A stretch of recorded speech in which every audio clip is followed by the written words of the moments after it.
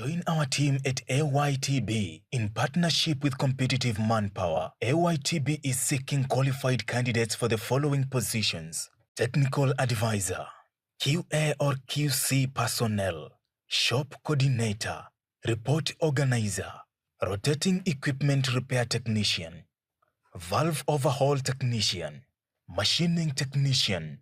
Contact us today on 0721 506627 or 0733 392180. You can also visit us at Waterseas Plaza, Kikorok Road. Alternatively, you can send an email to info@competitivemanpower.com. Apply now. Limited slots available.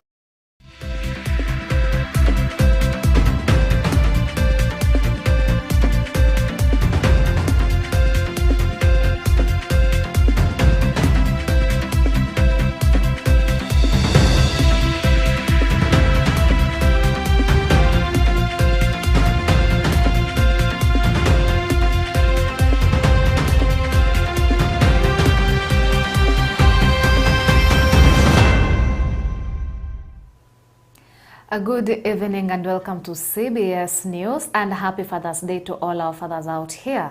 And today we begin our bulletin with the governors who are raising concerns about the proposed 2025-2026 budget allocation to counties, arguing the figures fail to adequately support devolution.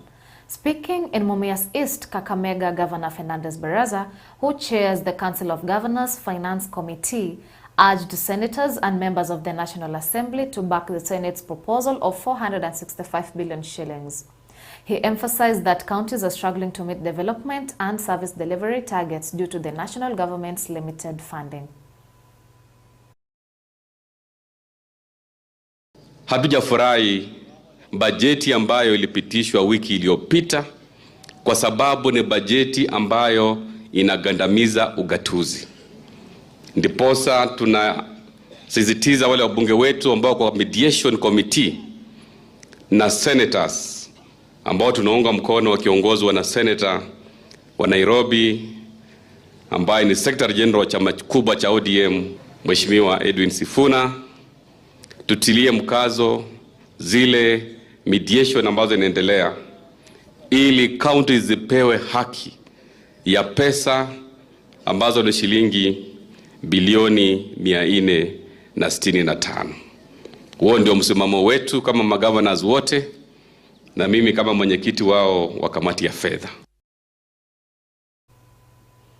The Private Security Workers Union is urging the Ministry of Labour to enforce the 6% minimum wage increase for its members as announced by President William Ruto on Labour Day. Union Secretary General Isaac Ndabwa has called on Labour and Social Protection Cabinet Secretary Alfred Mutua to ensure this raise is implemented. Ndabwa highlighted that corruption and underpayment are currently contributing to job losses among private security personnel.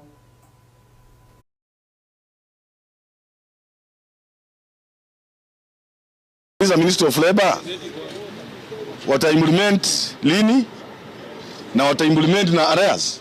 Employers wengi wanapoteza kazi kwa sababu ya corruption na underpayment. Hawalipi mambo ya SHA, si ndio? Hawalipi mambo ya levy, si ndio? Ni nani alikubali hii kampuni iprotect national security? Utafuta ni haki yenu. The minimum wage hiyo ni sheria na hiyo ni haki. Sisi pia tunashughulikia because minimum wage is the law. So ni jukumu letu sisi kuhakikisha kwamba wanafanya hivyo.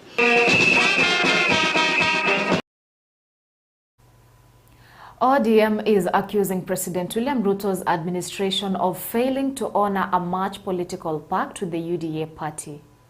ODM Secretary General Edwin Sifuna states that the 10-point agreement focused on human rights and economic relief is as good as dead due to alleged gross human rights violations, including abductions and extrajudicial killings.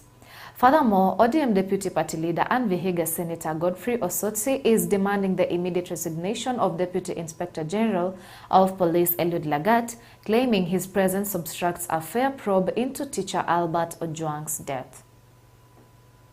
Mahali tumefika Kenya hii, hakuna haja ya maneno tena. Mahali tumefika Kenya hii, we want action, we don't want words. Na nataka niseme, for me, ukiniuliza kama Sifuna, ule mkataba tuliandika na UDA is of no use as I speak today. Haina kazi hiyo mkataba. Kwa sababu inawezekanaje tunaandikishana tuseme hamtaua vijana. Kijana anachukuliwa kutoka kwao, anapelekwa mpaka Nairobi, anawao kwa sel. Juzi tumeona wengine wawili wamechukuliwa Elgeyo Marakwet. Wamepigwa, wamekatwa mikono, wamerushwa kule Nakuru. Mwingine amekufa kwenye police station ya Katitu hapa juzi. Na ndio maana nasema hiyo mkataba haina maana. Mahali imefika, it doesn't matter what else Ruto does. It doesn't matter what else he does. That agreement is dead. It is dead. Okiya Omtata has called for the resignation of Lagat from police force, accusing him of failing to address concerns raised earlier. Omtata's demands comes in the wake of Albert Ojwang's death in police custody.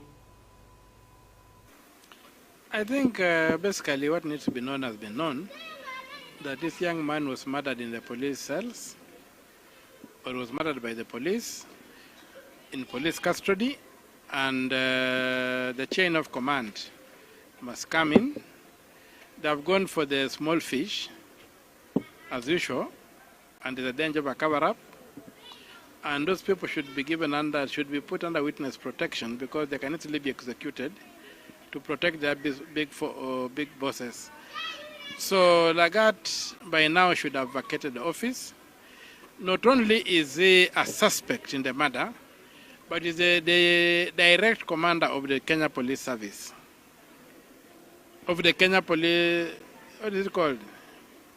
Kenya Police Service? Yes. Yeah, the Kenya Police Service. That branch of the National Police Service is directly under the command of Lagat. It's the one which committed the crime. Lagat was the complainant. He has command responsibility. For anything else, he should vacate office like yesterday and go. If not, the commander-in-chief should fire him.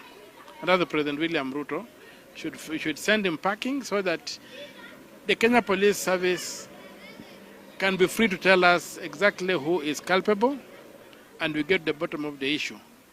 Secondly, that is one limb of the issue. The one limb of the issue is who killed the young man. The second limb of the issue is why was he killed? Why was he killed? He was killed because he raised an allegation that Mr. Lagat, according to reports, that Mr. Lagat was involved in corruption. But up to now, I have not seen a copy of the text. How possible is it that this text can just disappear like that over the net? I've not seen one, but maybe I'm not looking hard enough. Maybe you people have seen it. I've not seen the text that the young man posted, or is alleged to have posted. And would like to know the contents of that text and what is being done about those contents. We would also like a proper inquest into the police accounts. We would like Mr. Lagat to be subjected to a lifestyle audit to establish whether or not he is a beneficiary of proceeds of crime. So much as we condemn the death of our brother, we must not forget what he died for. He died exposing corruption. And Mr. Lagat must be put to the test of whether or not he's corrupt. And that is very an easy thing to do. And that's what I think should happen, so that our brother does not die in vain. He died condemning corruption in the police force. He named Lagat as the architect of the corruption. And Mr. Lagat must be criminally investigated for corruption, including lifestyle audits. We know what his salary is.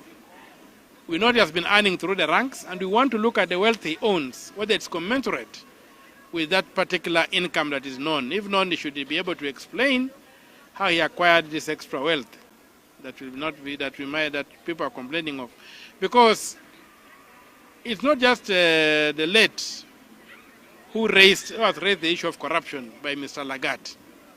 Even police officers have complained that Mr. Lagat is a very corrupt individual. And now that some blood of a Kenyan has been spilled,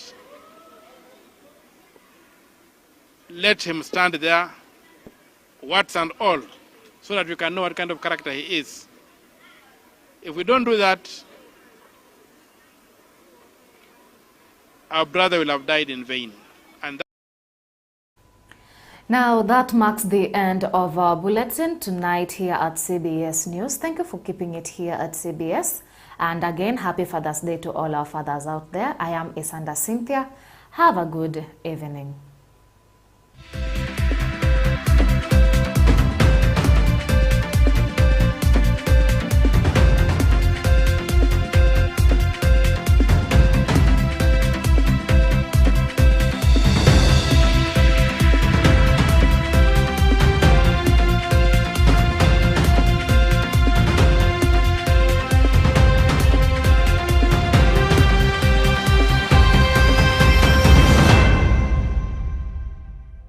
Almarai Company, in collaboration with Competitive Manpower, is urgently hiring for the following exciting roles: Grade 1 mechanics, panel beaters, refrigeration technicians, lead mechanics, diesel plant mechanics, welders and stainless steel welders. Why apply? This is a free recruitment with no application or placement fees required. Contact us today on 0721 506627 or 0733 392180. You can also visit us at CONCISE Plaza, Kikorok Road. Alternatively, you can send an email to info@competitivemanpower.com. Apply now. Limited slots available.